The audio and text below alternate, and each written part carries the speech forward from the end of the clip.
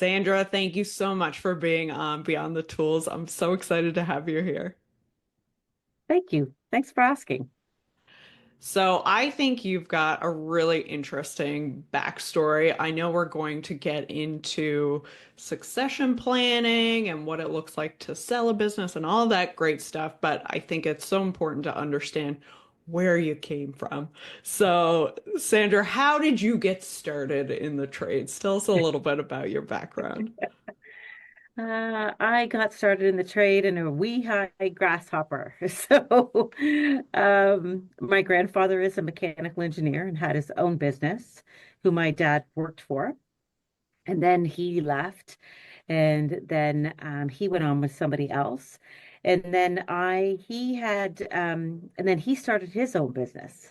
And at that point in time, obviously I was in high school or going to college or whatever, but always was pulled into whether it meant to clean a coil or, sort some belts and filters back at the shop, payroll, holiday pay, ordering, dispatch, you name it. I got pulled in whenever it was needed, kind of thing.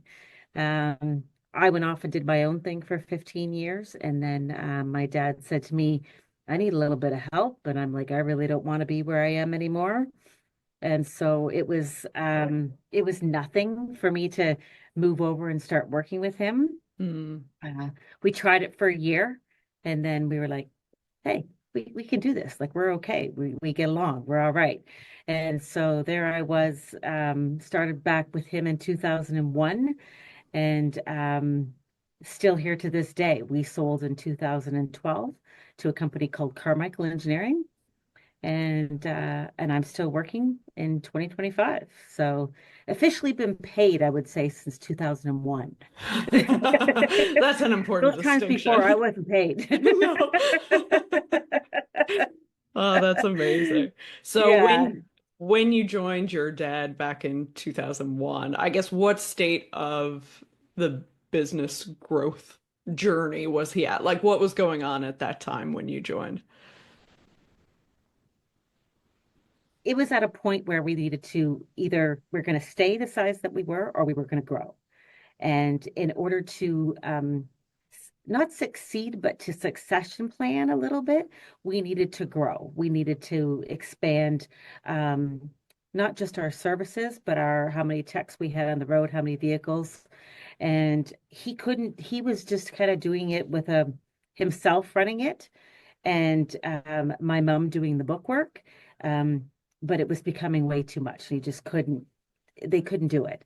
And so he's like, I need help. And I'm like, okay. So I just kind of, I don't even think we had a job description. I just stepped in and just started doing things, right? And organizing things and setting us up and, you know, organizing maintenance programs and projects and things like that. It just, we just escalated it from there. And we grew from, I think at that point in time, I think there was probably maybe 10 guys. And I think we pushed it up closer to, um, we could have been anywhere from 20 to 60. It all depended who was, whatever project we had going on. But we diversed into sheet metal as well as electrical and plumbing. So Mhm. we became more than just heating and air conditioning. So, yeah, And do you feel like that expansion into other services is what really made the difference in terms of your growth, or like what are some of the things that you attribute that? it absolutely helped our growth. Quite often we get feedback from people, and so Carmichael being one of them, who was our competitor, said, we couldn't crack it. You guys had the market. You had it closed in because you had the customers in so many avenues. You had their plumbing, you had their sheet metal, you had their heating, their Mhm. refrigeration, their cooling, you had everything. And then you had locked into them into a contract, into a maintenance. So they were like we can't get in there. So I think that was part of the reason why they bought us, maybe. I'm not sure, but it was definitely a feedback that we got from them. Yeah. Oh, that Yeah. makes sense. And I imagine like most people who have a company in the trades, was your dad more the technical genius, or I guess how did you guys balance or complement each other or divide the roles and responsibilities? That depended on the day, I think. But mostly my job was to keep the office organized and everybody, organized and making sure that jobs and projects got done in a timely manner, right? Like that things weren't getting missed, right? And that's what was happening when it was just one person and he was trying to focus on the guys and making sure that they had work and being their technical support. There wasn't anybody to just, focus on making sure it was all running within how it should. And that was basically my role at the end of the day was to, make sure dispatch was running, make sure that service was um, doing things when they should. But then, I still had to do bookwork and I still had to, do all your TSSA regulations and deal with the government and deal with um, the union halls and things like that. So my plate was full, but it helped him out significantly where he could focus more on the sale or the customer and the guys. And that's Mm, important, right? Because they kind of make your business at the end of the day, right? They're the guys that see the customer 24/7 when they're down, when they're don't have any heat, don't have any cooling. They're my relationship with the customer. yeah. Who's kidding who? Yeah. They're my advertising. Yes, absolutely. No, that makes sense. Yeah. Hmm. Yeah. So you came in managing more of the back end office, everything that was going on there. Yeah. At that time, when you had come back into the business because things were busy, you guys were looking to grow. At that time, was it a plan that you guys were going to sell, or how did that come about? So that plan kind of we had several, like I had mentioned, we had several plans. We started back in the 90s. It was long before I started. My dad had been approached at that point in time by a couple of other people. One of them being Carmichael. Miller Carmichael contacted my dad and said, showed up on a Sunday afternoon in the parking lot and said like, "Hey, what are you doing? Do you want to sell? What are you looking at here? Like, what's your plan?" And they came to a conclusion at that point in time that no, you're not ready yet, right? Mm. And then there was a plan before that, like when I was working with the bank, is that me and my husband at the time would buy it, and that was one of the plans that was about. That didn't work out. And so, he still had this option sitting in the background. And then he would, had planned, when I come on, it was also thought of to, sell to employees. Maybe they would like to take it over. Maybe they would like to go along. And then he, um, then he came to me and said, would you like to take it over? And I thought long and hard about it. My kids were young and I needed to take his head and put it on a younger person's body. Uh, and I just said, I can't at this time. It'd be totally unfair to my children at that point in time. Mm. And then he kind of went back to the plan at the beginning and reached out to Miller and said like, "Hey, I think I'm ready to sell."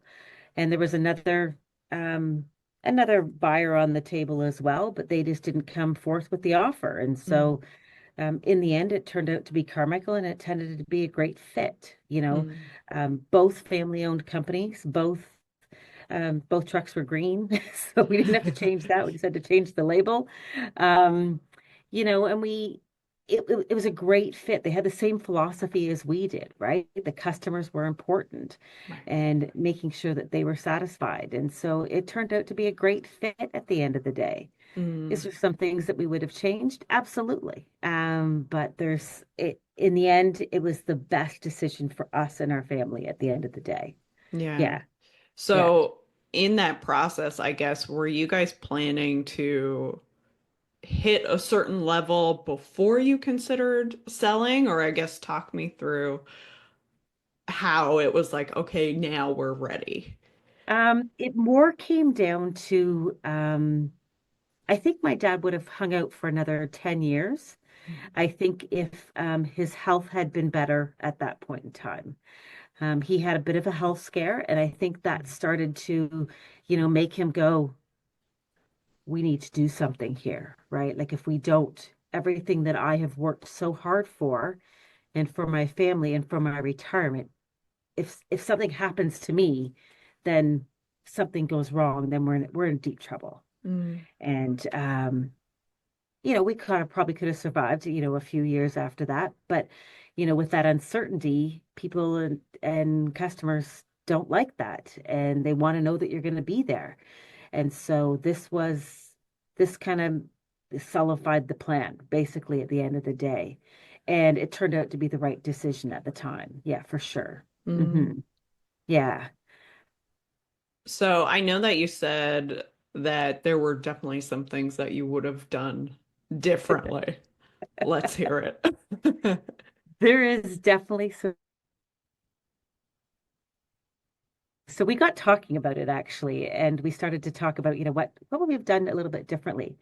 And I think the thing that I know we would have done differently is concentrated more on our plan after the business was sold than what the plan was going into the business sold. We were so focused on making sure that the sale went well, that, you're trying to be cooperative with the buyer that's coming in. You're trying not to tell your employees. You're trying to keep everything status quo. We were so busy with all of that takes to get to the sale that we kind of forgot about what we were going to do with the money after the fact, what Mm, our plan was, right? And so we kind of learned a few things the hard way. Couple of things I can totally recommend is to kind of focus on, making sure that you have a corporate lawyer that's what they specify in, right? That they handle mergers, right? That is more important, right? That you have an accountant that does that exact same thing, that they deal with mergers and they set things up so that when you do pass the reign over and now you have this bulk of money that you need to worry about, that you set it up properly to, because like my dad says, is that it was that was his retirement, my inheritance. Not that I care, but that's what he was worried about. And we didn't get the best advice at that point in time, right? mm, And just to give you an example, we ended up going down the path of setting up a holding company, but we set the holding company up into his name alone. Well, that doesn't really help transition later. So right. in his name alone. So we had to do some, 4 years later, no, longer than that. We just did it last year, 2 years ago. So almost 10 years later, here we are rejigging shareholders in the business. Technically, Yeah. it's no longer a business, but to accommodate, if something should happen, right? Mm, So we wish that we had spent a little bit more time on planning that stuff out, looking after ourselves. right. But it's really hard when you own your own business because you're really guaranteed, you always think about your customer first. Yeah. And so you want everything to go smoothly. You want your customer to not have any hiccups. You want everything to go well, and you forget about yourselves. And that's typically what a small business owner does. They forget about them Mm, yeah, that at the end makes of the total sense. day. Yeah, you're always so focused on the business 24/7. 24/7.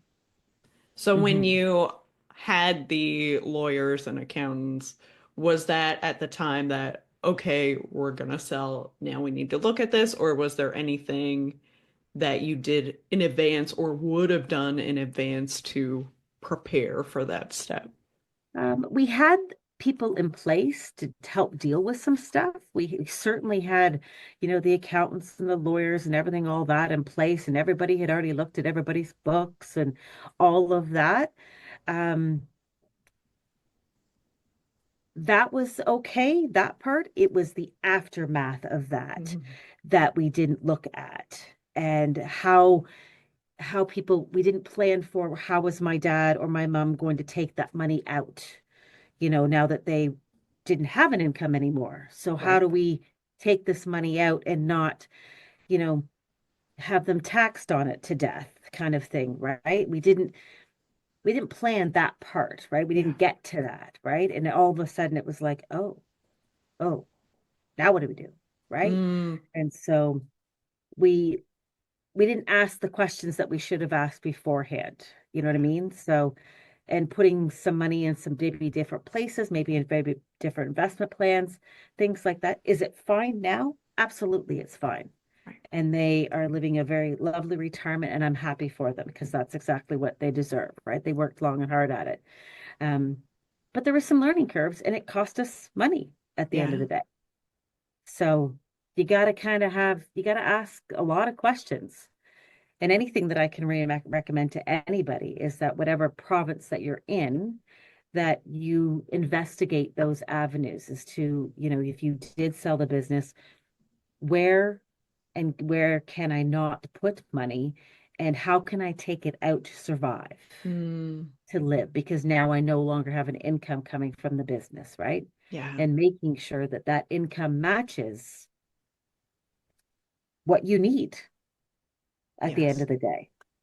Because we know we can't rely on old age security and Canada pension. So, Yeah. Yeah, absolutely. yeah. Okay. A lot of the business owners we talk to all the time in thinking about the future, yeah, it's oftentimes a bit of a vague, I would like to sell or I'd like to pass this off to a family member. Obviously, in your journey, it just kind of almost sounds like process of elimination a little bit in some ways. I guess Definitely. if you were talking to a business owner now who is like yourself and your dad and considering their options for the future, any advice on how to evaluate the options for having a succession plan? Wow, that's a big question. Mm, I guess it is one is to communicate, talk about that succession plan, make sure that everybody is on the same page, right? We had many a debate. I don't know if I ever mentioned this to you, but we had many a debate in my basement because it was the safest place that we could all have a chat. But we talked, should we not? Should we do this? Should we not do this? Like is this the right path, right? And was it frustrating? Absolutely. Was there people we were disagreeing? Absolutely, right? Were we scared? Absolutely. But at the end of the day, um, going through the process, and when that became the final decision, that's what we were doing. Working up to it was stressful because now we weren't worried about us anymore. yeah, Now we're worried about everybody else, right? Now we're worried that, are the employees going to be happy? Are they going to be upset by this? Is the customers going to be upset by this? Like, you can't lose that focus out of somebody who's owned their own business for so many years. We're always worried about the employees. We're always worried about our customers. And that was our biggest concern. But we had to trust the process. And did things go away at the end when we sold? And yeah, there was some people that left. They didn't like change. There's some customers left that yep, there was, but they came back. Um, they realized that, we weren't going anywhere. We weren't doing it. Because always the biggest scare is that, oh, you're going to be bought up by a big conglomerate company. You're going to be here for 5 years and then you're going to be gone. That's going right. to be the end Yeah. of it.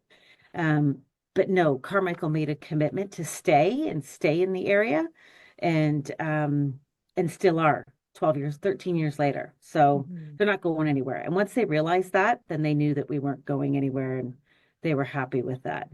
Yeah.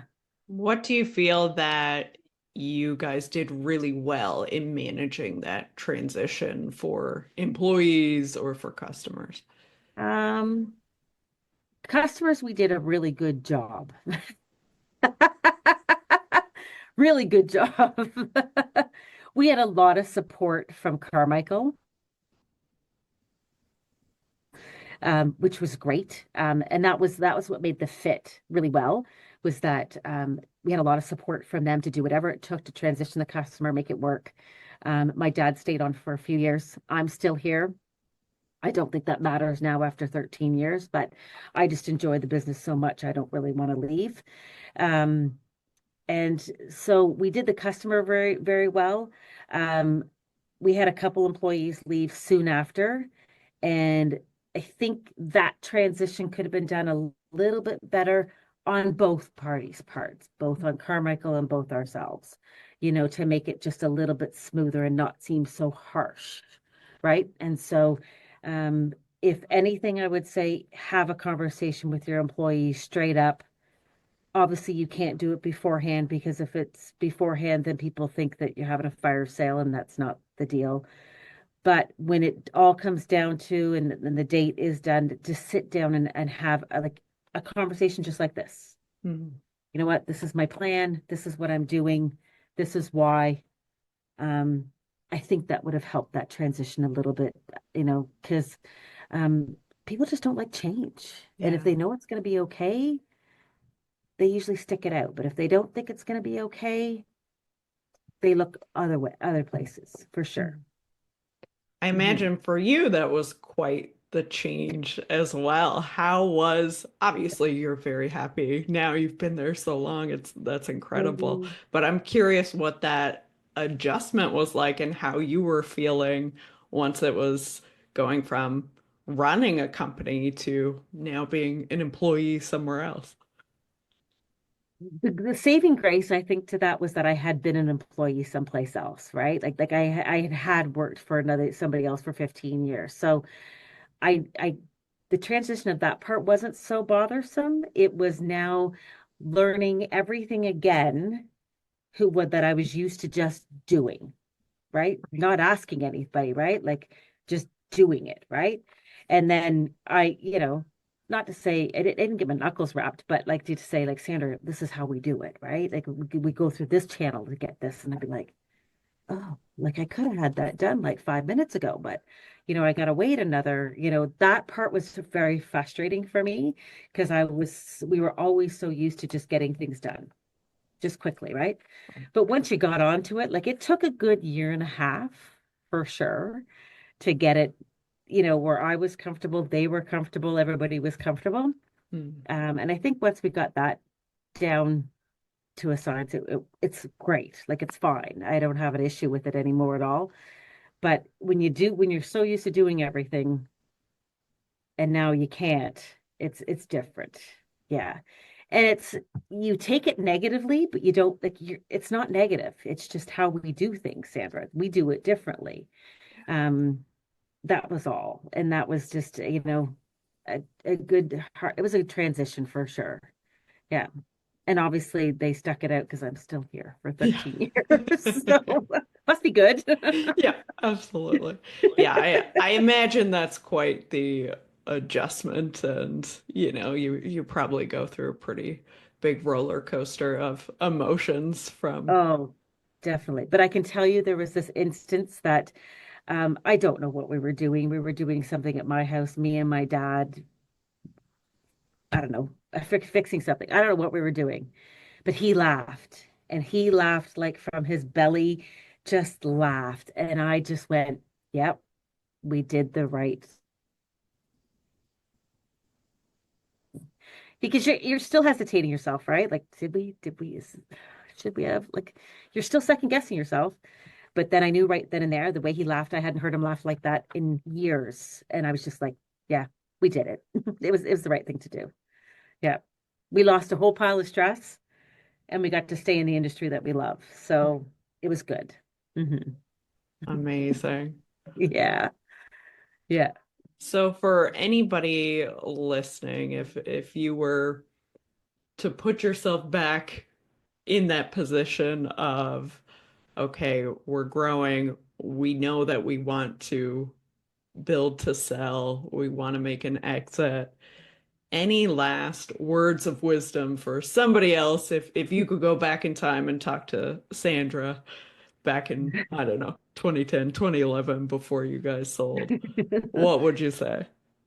I would definitely give somebody, ask the questions, ask lots of questions, take your time.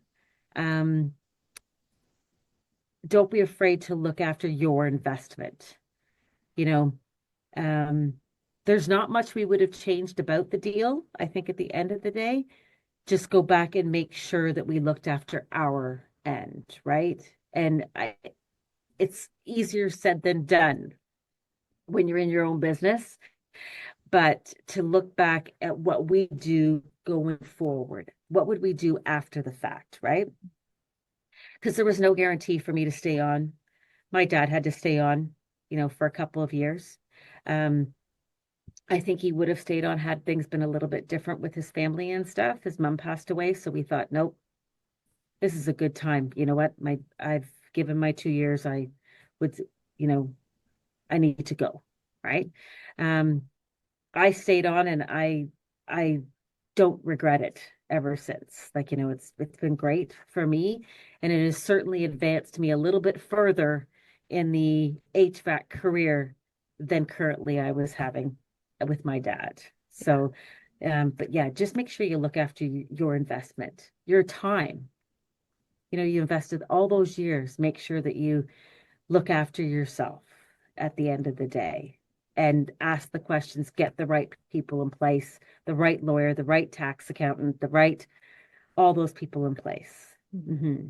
So that is not so much of a bothersome later because you still have to close the business and that takes quite some time. It doesn't just business sale, it's done. You still have to close your side. Yeah.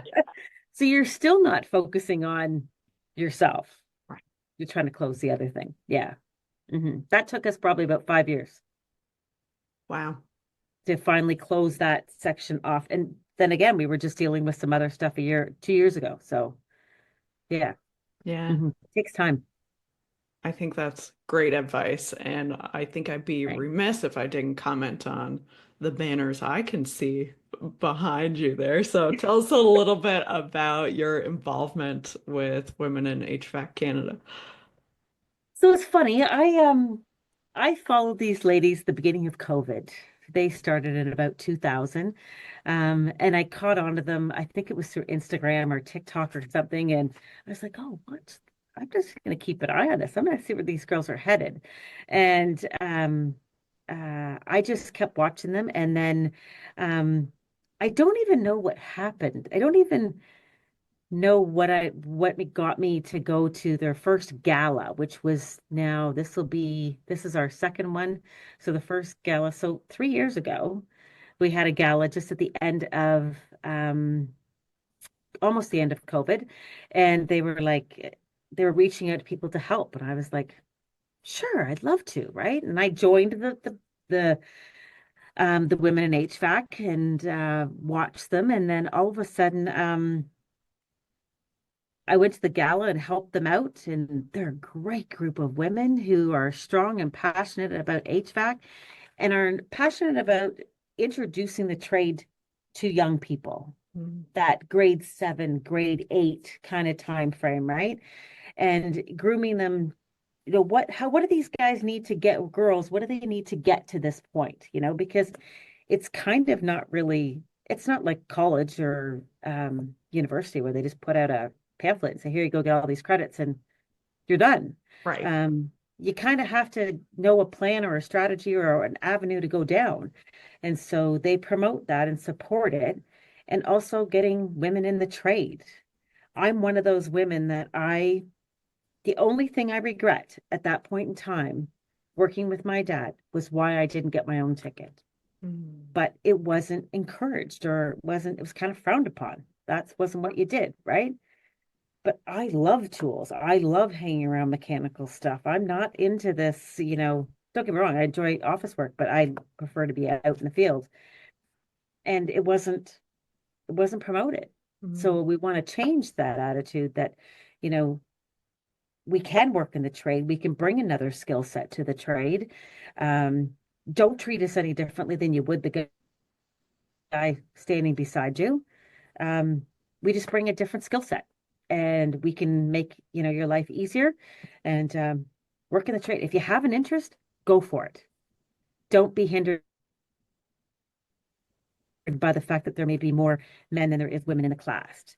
This one right here, Jessica, she actually is writing her refrigeration red seal today. So Ah, hopefully she gets it. I know she will. She's very diligent and doing a great job, but she is just finishing up her apprenticeship. So, and doing fantastic. Hmm. amazing. And that's a beautiful Yeah. plug for HVAC Jess, who was also on our Yes. podcast a couple years back. Yeah. HVAC Jess. Yep. She's a great Amazing. supporter. Hmm. Oh, Yeah, that's we love to incredible. hear about her, and there's all kinds of them. There's Chiller Chick, there's Optimus HVAC, there's oh, I can't remember this one's name. I know it. She's from the military. She's English. She's a lovely. Like I've just met some great women, and it's nice to kind of feel that I'm not alone. Amongst my friends and my family, I'm alone. But and there's a whole other world of women that are working in the trade at all different ways. Mechanics, technicians, going through their apprenticeship, sales, account managing, you know, working as even just as the marketer or whatever. There's so many avenues to go with it, right? So there's not just if you like it, run with it. Yeah, don't limit yourself. Go for Yes, it. I love that. Yeah. So, Sandra, I'm sure that our listeners are going to want to learn more about you. What's the best way they can connect with you or learn more about what you're up to? They can connect with me through Facebook or through Instagram or um, they can connect through Carmichael. Either way, I'm trying to remember. Oh my gosh, my Instagram. Was Ansell. That's my is Ansell is my Instagram post. Ansell. So that's um that was kind of done in honor of my business. Our business is Ansell. That's why it's that name. I love that. Yeah. Yeah. Is Ansell and it's not going anywhere and I still will be and always will be. Yes. Amazing. And we'll make sure to Yeah. link all of that in the show notes as well. Sandra, thank you so much for sharing your Yeah. story. I Mhm. think this is really going to help a lot of people who are making their succession plans. Yeah. It's a big, big decision and it's one that you do not make lightly in any way, whether it's, to terminate it, whether it's to pass it along or to sell to another company. It's a big decision and it's a lot of, yeah. And I feel anybody who goes through it. I feel your pain. Yes. But Well, thank you for having me and thank you for asking. of course, and hopefully a little less pain now that they've heard your story. Yeah, I hope so. That's the goal. Thank you, Sandra. You're welcome. Have a great day.